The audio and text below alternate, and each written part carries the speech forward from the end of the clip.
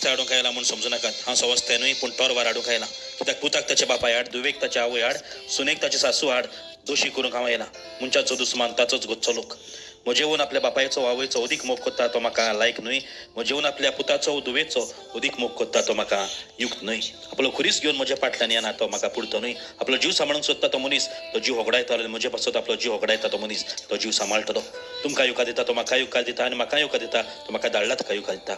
एका बाकणाराक तो बाकणार म्हूण स्वागत करता तो बाकणाराची मजुरी घेतलो आनी प्रमाणीक मनशाक तो प्रमाणीक म्हूण स्वागत करता तो प्रमाणीक मनशाची मजुरी घेतलो. ल्हानांतल्या एकल्याक तो म्हजो शीस म्हूण थोंड उदकाचो पेलो लेगून कोण पिवंक दीत जाल्यार ताका मजुरी मेळ्ळ्या बगर उरची ना म्हूण हांव तुमकां खरेंच सांगता. तेन्ना जेजू शांतीचो कोर तो भेद घालूंक येवंक ना हें खरें, पूण ताची शिकवण थोडे मानतले आनी थोडे मानचे ना आनी हे पासत तो दुस्मानकायेचें कारण जातलो. ल्हान शिकून नेमी कोत्ता ताची देव मजुरी दिल्या बगर रावचो. त्या पासत आमी जेजूची शिकवण मानून घेवया आनी ताची आज्ञा पाडुया आनी पेल्याची सेवा करुया.